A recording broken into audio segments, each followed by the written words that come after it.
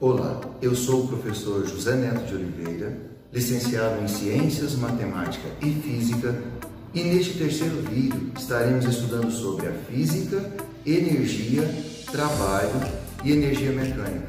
Vamos?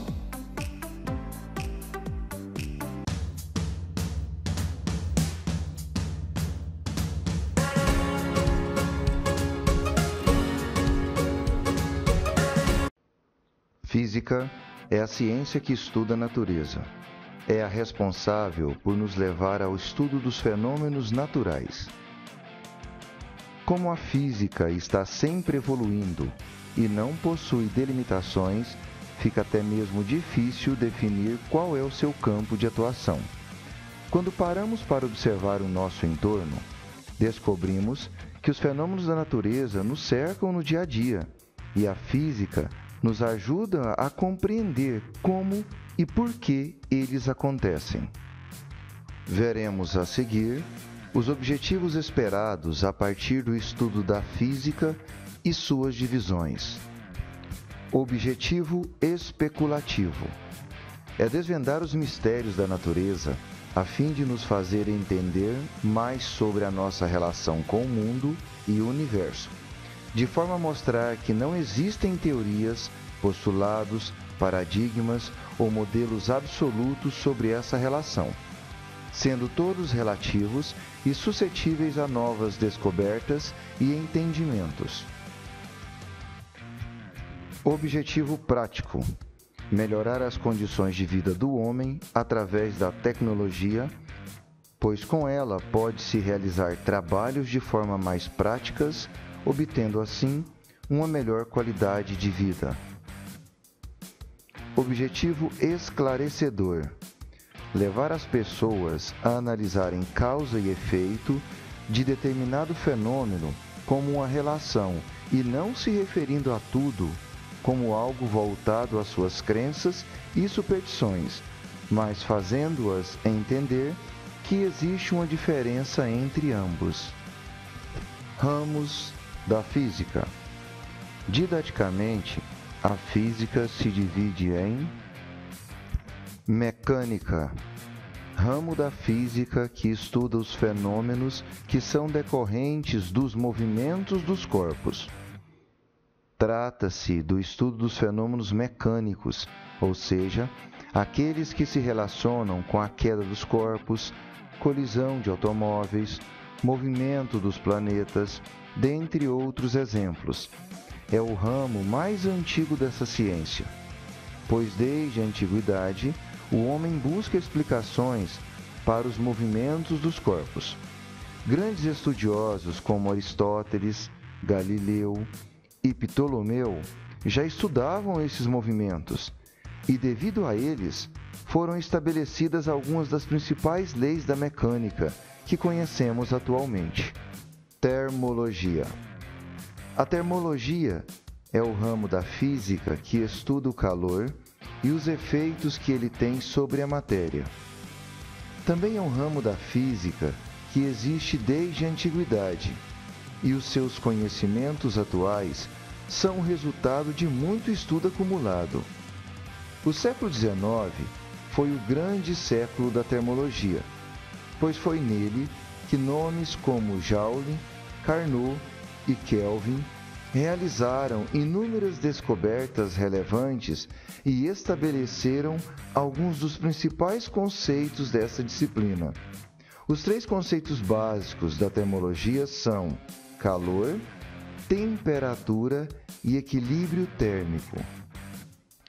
Acústica, o ramo que estuda os movimentos ondulatórios, tem como principais objetivos promover o estudo das propriedades, formas e meios de propagação das ondas. Como o som é um tipo de onda, é estudado dentro desse ramo. As ondas estão presentes em quase todos os estudos da física e você pode descobrir uma potencial diferença entre as ondas mecânicas e os pulsos ondulatórios. Óptica. Um dos ramos da física mais interessantes tem como principal tema de estudo os fenômenos luminosos, como, por exemplo, a formação de imagens. Em geral, o estudo dessa parte da disciplina cuida de estudar a luz visível, ultravioleta, infravermelho, dentre outros. Porém, também pode-se estudar outros tipos de fenômenos, como os raios-x, ondas de rádio e micro-ondas.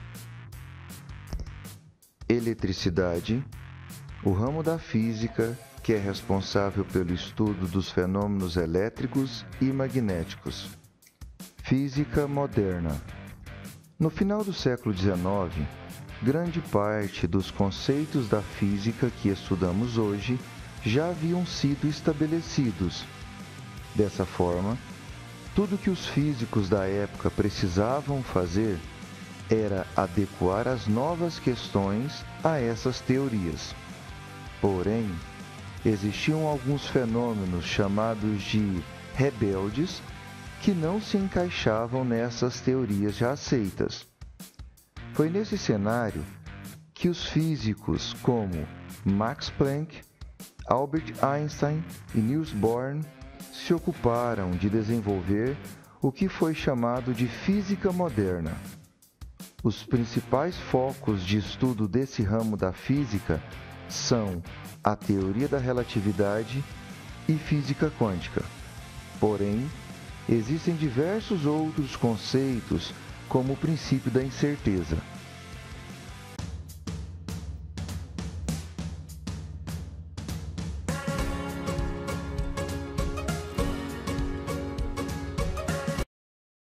Mas de onde vem essa energia? Ao acordar todas as manhãs, podemos ver e sentir a maior fonte de energia para o planeta Terra, o Sol. O Sol faz a água do mar e dos rios evaporar e formar as nuvens de chuva. Ao aquecer a Terra, ajuda a formar os ventos. As plantas utilizam o Sol para crescer. O ser humano pode utilizar diretamente o Sol como fonte de energia ou utilizar outras fontes de energia influenciadas pelo Sol.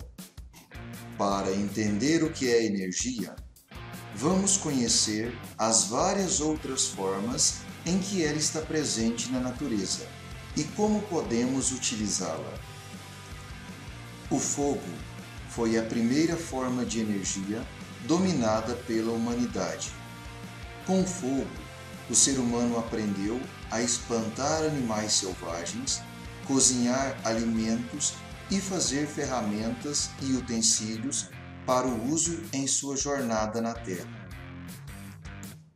Os primeiros utensílios feitos com o uso do fogo foram panelas e jarros de barro cozido, que facilitaram a vida do ser humano. Posteriormente, começou a utilizar o fogo para fundir metais e também lanças, flechas, espadas e outros instrumentos mais elaborados. Outra forma de energia utilizada pela humanidade foi o movimento dos fluidos, como a água dos rios e o vento. Ainda existem no Brasil e em outras partes do mundo as rodas d'água e os monjolos, que utilizam a energia da água para a trituração de grãos. Os moinhos de vento também serviram para moer grãos, como trigo, para fazer alimentos e hoje em dia servem principalmente para bombear água para locais mais altos. Utilizar a energia dos animais domesticados ajudou o ser humano a preparar a terra para cultivar alimentos, transportar cargas pesadas e ainda se deslocar com maior velocidade. Hoje, convivemos com várias formas de energia que utilizamos na nossa vida diária. Na sua casa tem a geladeira, a televisão, as lâmpadas e seu brinquedo a pilha. Todos precisam de energia para funcionar. Uma pipa no ar está utilizando a energia do vento, uma panela no fogão cozinhando alimentos está utilizando a energia do fogo. Uma criança correndo está usando a energia dos alimentos que ela ingeriu. E a televisão usa energia elétrica para que possamos assistir a nossos filmes e desenhos favoritos. Portanto, atenção ao seu dia a dia. Você mesmo poderá descobrir outras formas de utilização da energia. Quando tomamos banho quente, também usamos energia para aquecer a água, seja a eletricidade para o chuveiro elétrico, o gás natural do aquecedor ou a energia do sol captada por painéis no telhado. Todos os carros precisam de energia para funcionar. O ônibus, o transporte escolar, o navio, o avião, todos precisam de uma forma de energia. Essa energia vem dos combustíveis. Talvez você já tenha visto um carro sendo abastecido com gasolina, álcool, que é o etanol, ou mesmo gás, que é o gás natural veicular, num posto de combustíveis. A sua bicicleta também precisa de energia. A sua energia que você obtém dos alimentos. Observando todos esses tipos de energia à nossa volta, podemos agora entender o conceito de energia do dicionário. Energia é a capacidade de um sistema de realizar trabalho. Trabalho significa deslocar, rodar, transformar. A ciência nos ensina que a energia existe em grande quantidade no universo e que ela não aumenta nem diminui, mas passa por muitas transformações.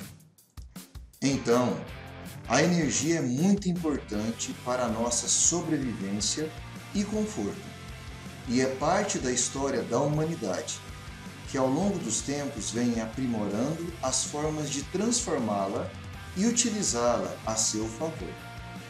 Mas nesses processos de transformação de energia, quase sempre causamos algum impacto ambiental, ou seja, prejudicamos a flora, a fauna ou pessoas, produzimos resíduos, o lixo, ou corremos o risco de esgotar um recurso natural, acabar com florestas, por exemplo.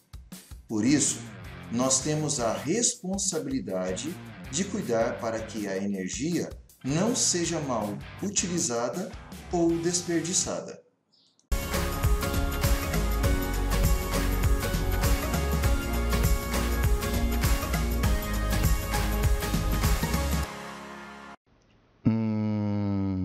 Vamos relembrar um pouquinho o que significam energia e trabalho. Energia é uma palavra que tende a ser muito usada na vida cotidiana. Embora muitas vezes seja usada muito vagamente, ela tem um significado muito específico na física. A energia não é uma substância material. Trata-se da medida da habilidade de algo realizar trabalho. A energia pode ser guardada e medida de várias maneiras. Ao falar de energia, é de extrema importância ressaltar o princípio de conservação da energia. Princípio este que, segundo Lavoisier, diz: na natureza, nada se perde, nada se cria, tudo se transforma. Embora muitas vezes ouvimos pessoas falando sobre o consumo de energia, esta nunca é realmente destruída. É apenas transferida de uma forma para outra, realizando o trabalho no processo. Algumas formas de energia são menos úteis para nós do que outras. Por exemplo, a energia de aquecimento de baixo nível. É melhor falar sobre o consumo ou extração de recursos de energia como carvão, petróleo ou vento do que o consumo de energia por si só. Uma bala em movimento possui um montante de energia mensurável.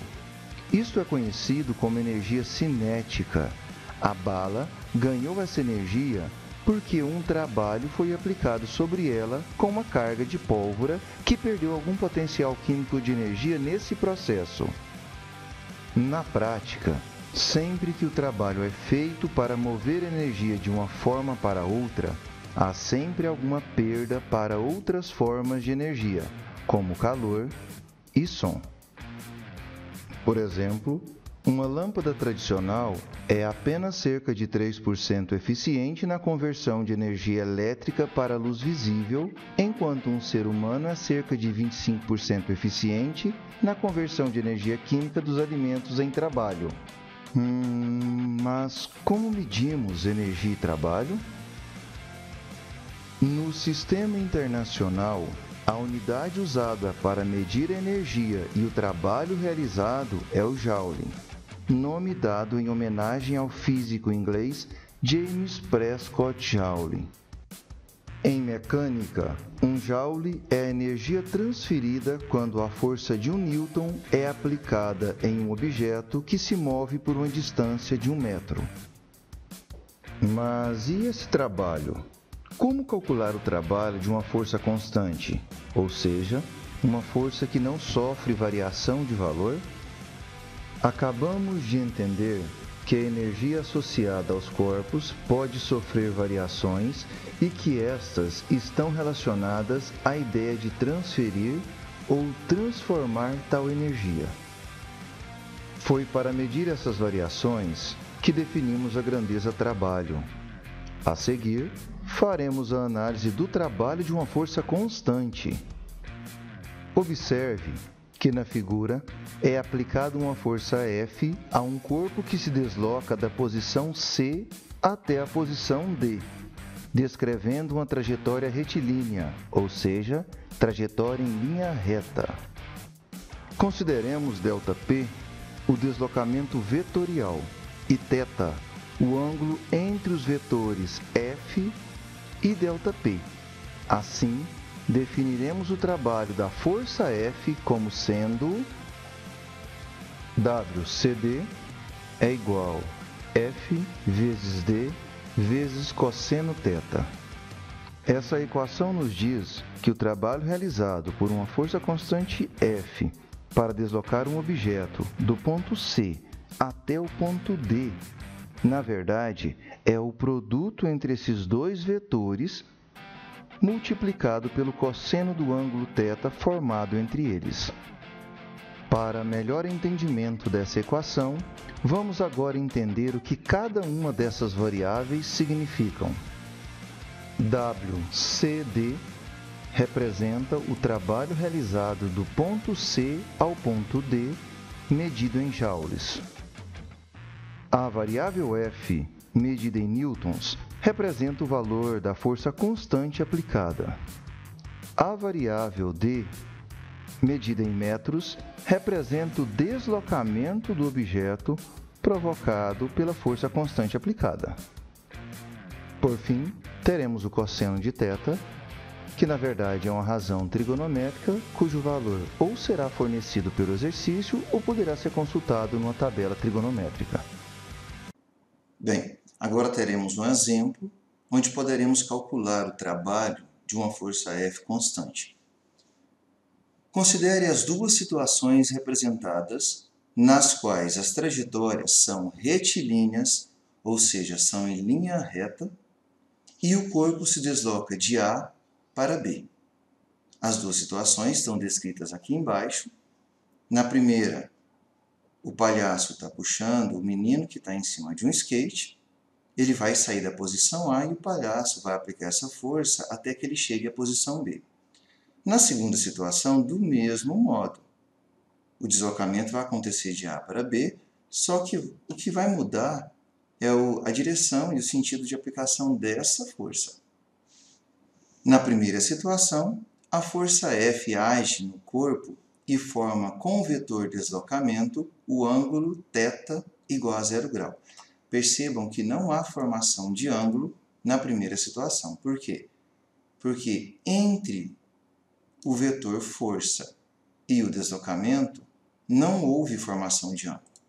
Agora, na segunda situação, ela forma um ângulo beta outra letra grega para representar ângulo, com valor de 60 graus. Então, para a segunda situação, sim, nós temos a formação de um ângulo aqui. Esse ângulo beta, ele tem o valor de 60 graus. O exercício pede, determine o trabalho de F, sabendo que a sua intensidade ou valor é de 12 newtons. Forneceu o valor da nossa força, então. Essa força vale 12 newtons. Ele sugeriu aqui, forneceu para a gente, na verdade, né, que o cosseno do ângulo θ vale 1 e o cosseno do ângulo beta, que é 60 graus, vale 0,5. Então, o cosseno de 0 grau é 1, cosseno de 60 graus, 0,5. Vamos embora fazer esse cálculo? Bem, para a primeira situação que a gente tem, o nosso cálculo do trabalho é dado pela seguinte forma. O trabalho de AB é igual a força vezes deslocamento vezes cosseno do ângulo θ. Lembrando que a força nossa ele forneceu, que é o valor de 12 newtons, e na primeira situação o ângulo θ ele vale 0 grau e o cosseno 0 grau vale 1. O deslocamento de A até B também foi fornecido aqui, 6 metros. Então vamos substituindo cada um. No lugar da força, 12 newtons, 12. O deslocamento foi de 6, fornecido aqui, e o cosseno do θ, o θ é 0 grau. Então, se o θ é 0 grau, quanto que vale o cosseno desse θ? Cosseno de 0 grau, foi fornecido aqui em cima, ele vale 1. Então, venho aqui, troco o cosseno por 1. Terminando o cálculo, basta fazer esse produto. 12 vezes 6 vezes 1, 72. Mais trabalho é energia e trabalho são medidos em joule. Então, não esquece de colocar o J. Na segunda situação, o que muda é o meu ângulo. Então, a fórmula vai ser a mesma coisa, com um diferencial aqui. Nós temos que o cosseno de beta, no lugar do cosseno θ, que o ângulo aqui agora é beta, né? Substituindo os valores, novamente a minha força foi 12, o deslocamento foi 6, fornecido aqui no exercício, e o cosseno de beta, 60 graus. Então, cosseno de 60 graus. O interessante é que o exercício forneceu, cosseno de 60 graus vale 0,5, fazendo a substituição, 12 vezes 6 vezes cosseno de 60, que é 0,5. Terminando o exercício, fazendo esse produto, 36 joule. Então, nós temos que, para a primeira situação, o trabalho de A até B foi de 72 joules, lembrando que ele não teve formação de ângulo e foi em linha reta. Na segunda situação, como houve a formação de um ângulo, o trabalho foi diminuído, né? Houve uma redução aqui, por conta desse ângulo formado, e o cosseno de 60, o exercício forneceu, foi no valor de 0,5. Portanto, na segunda situação, o trabalho realizado de A até B foi 36 joules.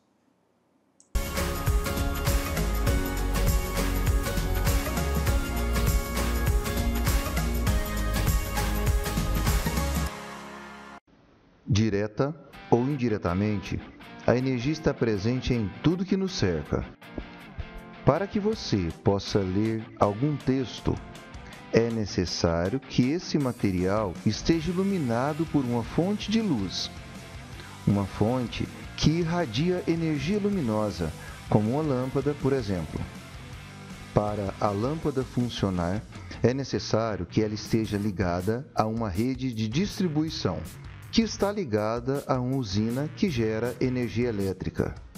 Numa usina hidrelétrica, é necessário que a água, inicialmente represada, energia potencial, escoe por condutos e movimente turbinas, energia cinética, ligadas a geradores de energia elétrica.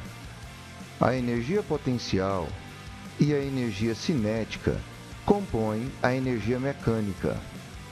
Como vimos, a energia pode ser transformada de uma forma em outra e a energia mecânica está presente em muitas dessas transformações. A energia mecânica, também denominada energia total, é, portanto, a energia relacionada com o movimento, seja com o movimento propriamente dito, energia cinética, ou com o potencial de movimento, energia potencial. A energia, seja ela mecânica ou não, é uma grandeza física escalar, e a sua unidade no sistema internacional é o joule. Mas o que é a energia cinética? A energia representa a capacidade de se realizar trabalho. Todo corpo em movimento está sujeito ou pode aplicar forças capazes de realizar trabalho. Assim, todo corpo em movimento possui energia. A energia associada ao movimento dos corpos é denominada energia cinética. Dado um corpo de massa m, dotado de velocidade v, sua energia cinética pode ser calculada por meio da seguinte relação: energia cinética é igual a metade do produto da massa pelo quadrado da velocidade, onde EC é a energia cinética medida em joule, m a massa que se move medida em quilograma e v a velocidade escalar instantânea medida em metros por segundo. Entendemos que a energia associada ao movimento dos corpos é denominada energia cinética. Mas e a energia potencial? O que seria? Energia potencial é a que está armazenada no sistema esperando para ser convertida em energia cinética ou trabalho. Esse tipo de energia é associado à força que chamamos de conservativa. A característica desse tipo de força é que o trabalho realizado por ela, em um determinado deslocamento, não depende da trajetória. Isso significa dizer que, ao mover um corpo no qual atuam somente forças conservativas, o trabalho total é independente da trajetória que o corpo percorre. O termo conservativa é justificado porque, durante o movimento de um corpo sujeito a esse tipo de força, não existe perda de energia total. As forças conservativas mais familiares são a gravitacional, a elétrica e a elástica. Então entendemos que a energia potencial é uma forma de energia latente, ou seja, está sempre na iminência de ser transformada em outras formas de energia. Na mecânica, a energia potencial pode se apresentar de duas formas: energia potencial gravitacional e energia potencial elástica. Neste momento, daremos ênfase somente à energia potencial gravitacional. Mas o que seria essa energia potencial gravitacional? A energia potencial gravitacional depende do peso do corpo e da posição deste em relação a um referencial adotado. Imagine um tijolo de barro sobre o tampo de vidro de uma mesa. Observe que o tijolo não quebrou o vidro. Podemos dizer que a energia potencial gravitacional do tijolo em relação ao tampo de vidro é nula. No entanto, se você elevar o tijolo a cerca de 1 metro sobre o tampo de vidro e soltá-lo, é muito provável que esse tampo se quebre. Ocorre que, ao elevar o tijolo, você transferiu energia de seus músculos a ele, elevando sua energia potencial gravitacional, ou ainda, você realizou um trabalho contra o campo gravitacional terrestre. Ao soltar o tijolo, você permite que a energia, inicialmente acumulada e depois transformada em energia cinética, seja transferida ao vidro no momento do impacto. De uma forma geral, podemos dizer que todo corpo de massa m, a uma certa altura h, num campo gravitacional constante de intensidade ou valor g, está sujeito a uma força peso. E que esta força-peso executa um trabalho para deslocar este corpo até o referencial, cujo módulo é igual à energia potencial do corpo na altura h. Assim, o produto mgh representa uma forma de energia associada à posição da partícula em relação a um plano de referencial, o solo, denominado energia potencial gravitacional. Na equação da energia potencial gravitacional, EPG representa a energia potencial gravitacional medida em joule, M a massa, medida em quilogramas, g, a aceleração da gravidade, medida em metros por segundo ao quadrado, e h, a altura em relação ao solo, medida em metros. Agora é o momento de praticar um pouquinho, né? Bem, aqui nós iremos realizar o cálculo da energia potencial gravitacional, da energia cinética e da energia mecânica para a seguinte situação. Uma bolinha de 500 gramas desliza sobre a mesa com velocidade constante de 20 metros por segundo. Podemos acompanhar essa representação aqui no desenho, né? A bolinha deslizando, a velocidade foi fornecida, conforme o desenho abaixo. Determine para o instante em que a bolinha abandona a mesa, no momento em que ela solta aqui. Então lembra, pela força da gravidade ela vai começar a cair. E o referencial nosso é em relação ao solo. Pelo desenho podemos notar que a altura do solo até onde está a bolinha é de 80 centímetros. Na sequência ele vai pedir para calcular cada uma dessas energias, correto? Mas vamos dar uma analisada melhor aqui e verificar se tem algumas transformações. Uma bolinha de 500 gramas, aqui é a massa. Nós aprendemos que a massa é dada em quilogramas. Então a primeira situação que eu vou ter que pensar aqui é transformar esse 500 gramas em quilogramas. Ok? Então como fazer isso? Bem, 1 quilograma representa 1000 gramas. Então para fazer a operação contrária basta dividir por 1000. E aí teremos que 500 gramas dividido por 1000 representa 0,5 kg. Então vou reservar esse valor. Massa fornecida. A velocidade constante de 20 metros por segundo. Ótimo.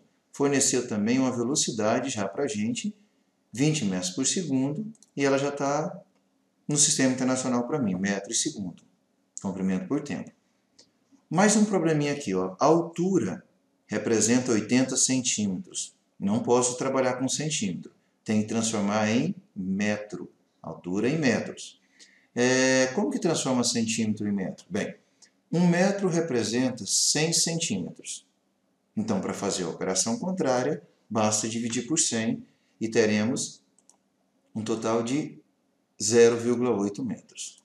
Tudo bem até aqui? Fizemos as transformações. Agora é o momento do cálculo que a gente está esperando, né? Então, primeira situação, calcule a energia potencial gravitacional. Ele já falou aqui que é para usar a gravidade no valor de 10 metros por segundo ao quadrado. Ótimo. Como que eu poderia calcular a energia potencial gravitacional? mgh, aquele produto que a gente estudou também há pouco tempo, né?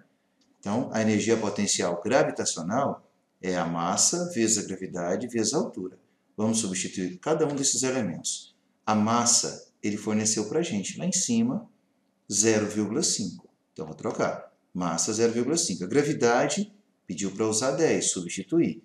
E a altura, precisamos ajustar, mas ela vale 0,8 também fornecida. Está aqui. Fazendo essa operação, só multiplicar, teremos uma energia potencial gravitacional no valor de 4 Joule. Não esquece a unidade de medida. Na sequência, ele pede para calcular a energia cinética. Bem, lembrando a regrinha da energia cinética, é a metade do produto da massa pelo quadrado da velocidade. Coloquei a regrinha aqui. Vamos substituir. A massa já vimos que é 0,5. Vou trocar. 1 sobre 2 é metade, é 0,5 também. Já vou colocar em decimal. A velocidade, vamos lá no início, foi fornecida que é 20 metros por segundo. Então vou trocar por 20. Está tudo certo. Para resolver essa conta, a potência tem prioridade, repetir, repetir, resolver a potência. Resolvendo o produto, teremos energia cinética no valor de 100 Joule. Ótimo. A última situação para ser calculada é a energia mecânica. Como calcular a energia mecânica? Quando a gente falou de energia mecânica, vimos que ela é a soma da energia cinética, que é o corpo enquanto movimento, mais a energia potencial, que é a energia armazenada na eminência do movimento. Nesse caso, a gente só tem energia potencial gravitacional. Então, se eu somar as duas, eu acho a mecânica. O interessante é que já fizemos cada um dos cálculos. Energia cinética, valor de 100, substituir. Energia potencial gravitacional, no valor de 4, substituir. E 100 mais 4, 104. Não esquece a unidade de medida, a energia mecânica, que seria a soma da energia cinética com a potencial gravitacional, no valor de 104 joules.